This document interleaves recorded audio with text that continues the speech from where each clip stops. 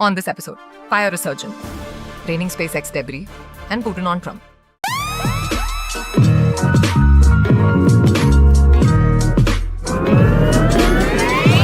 West Coast Milblogger.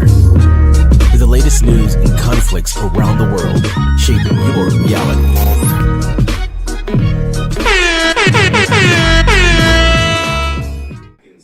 Welcome to this week's edition of West Coast Milblogger. I'm your host, Cyrus Emerson. Did you enjoy the inauguration in a parallel universe on the last Friday Refrain?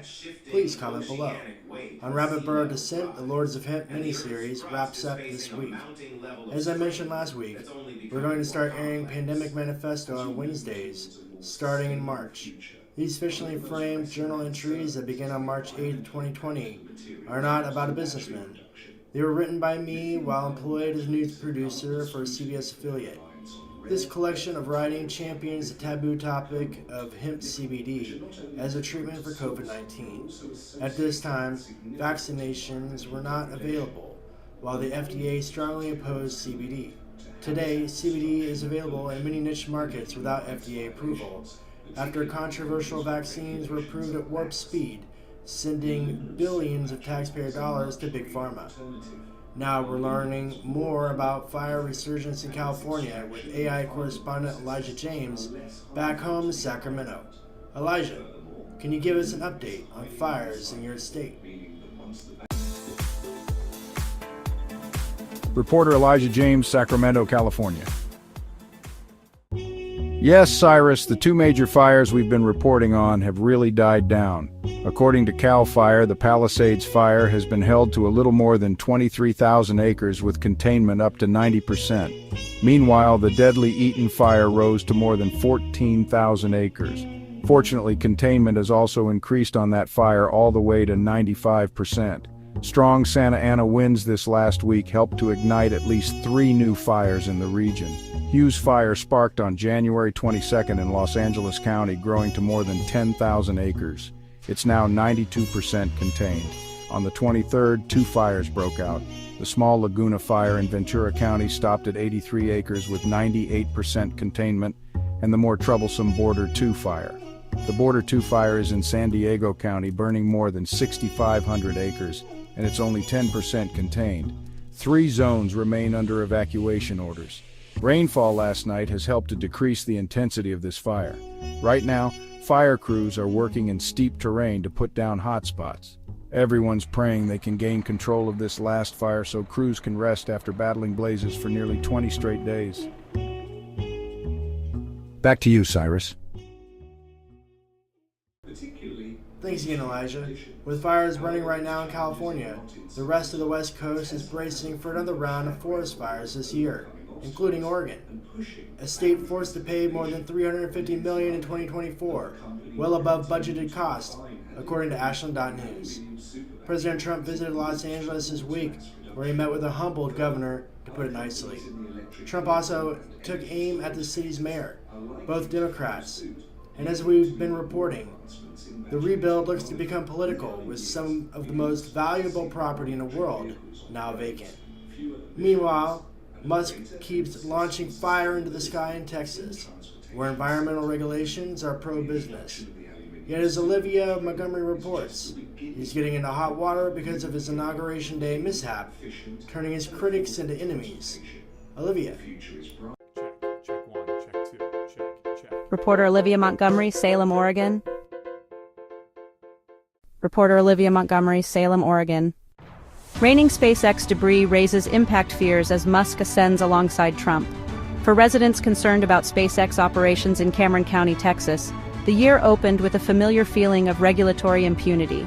But with apparent MAGA embrace of the Mars mission, even these performances may soon be a thing of the past.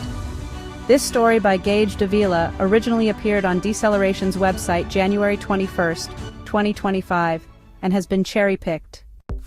SpaceX's first Starship launch from South Texas in 2025 ended last Thursday, much like most others have, in an explosion. Rather than debris raining down in Port Isabel and around Boca Chica Beach, however, properties in the Turks and Caicos Islands were subject to pieces of Starship, according to the Federal Aviation Administration. while residents nearby sue the Texas Commission on Environmental Quality for granting SpaceX a permit to discharge wastewater into sensitive wetlands. Those on the receiving end of possible Starship re-entry blunders, including Hawaii and Australia, are also now raising concerns over plans to increase the number of launches. The FAA begins its investigation into the explosion by grounding the Starship program. Meanwhile, the agency is considering whether the company can increase its annual launches from 5 to 25, as those in the program's immediate shadow continue to demand that their complaints be addressed. To imagine this happening 25 times a year, regardless of the FAA promising that it and SpaceX will work together to warn the public ahead of the noise, brought up another question not really addressed by either. What is it all for? Is a future on Mars for people who don't exist yet worth making people's lives on Earth in Port Isabel so conditional? Mars colonization is the company's answer, moon missions are the agency's. But the latter can only be achieved by the former, according to SpaceX's CEO Elon Musk. So, is Mars colonization a priority for the United States government, a policy position even? President Trump declared that to be the case, promising in his inaugural address on Monday to put a United States flag on the red planet. Musk, in the audience, receiver of billions in federal contracts to get to there, gave 2 thumbs up in response. A few hours later, Musk couldn't resist tossing in a fascist-style salute to fans. Free to publish with proper attribution. Back to you, Cyrus. Thanks, Olivia. From A to Z has long supported the move to space exploration. As we've been sharing in the Lords of Hemp miniseries airing on Wednesdays, satellites and space shuttles could be made of hemp or bamboo to make space exploration more sustainable. Not to mention, hemp is the best crop to grow on the moon and Mars because of its diverse uses.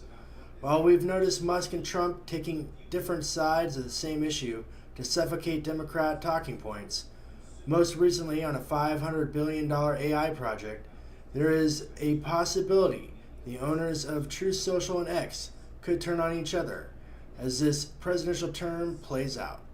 Their saving grace, Musk cannot become president, being born in South Africa. Now to another powerful figure Trump's ego could be tested with, Putin 2.0. While we continue to report original Putin died in December 2023, his clones now run the country. Butch Brando joins us from Guam with more on this geopolitical relationship. Butch. Reporter Butch Brando, Hagatna, Guam. Putin says full-scale war against Ukraine might not have happened if Trump's 2020 victory hadn't been stolen. This story by Medusa originally appeared on their website January 24, 2025, and remains as written. Russian President Vladimir Putin suggested that the full-scale war in Ukraine might not have occurred if Donald Trump had been president in 2022. In an interview with Rossiya TV correspondent Pavel Zarubin, Putin commented on Trump's recent calls for negotiations to end the conflict. Russia has never refused contact with the U.S. administration. It wasn't our fault that the previous administration refused those contacts. I've always had professional yet pragmatic and I would say trusting relations with the current U.S. president, Putin said. And I can't disagree with Trump when he says that if he had been president, if his 2020 victory hadn't been stolen, perhaps the crisis in Ukraine that began in 2022 wouldn't have happened. Putin went on to say that it would be better for presidents to meet based on the realities of today and calmly discuss all the issues of mutual interest to the U.S. and Russia. We're ready, Putin said, adding that such a meeting ultimately depends on the decisions and choices of the current U.S. administration. Addressing the possibility of negotiations on Ukraine, Putin said Russia remains open to talks, but suggested that Kiev's government might reject them, citing a decree issued by Ukrainian President Volodymyr Zelensky banning negotiations with Russia. The current head of the Kyiv regime, when he was still somewhat legitimate, issued a decree banning negotiations. So how can talks resume now if they're officially prohibited? If negotiations begin under the current legal framework, they would technically be illegitimate, which means the results of those talks would also need to be declared illegitimate, Putin said.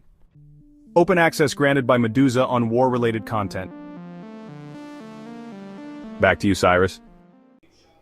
Thanks, Butch. Russia's economy puts the Putins in a weak position from Trump's perspective.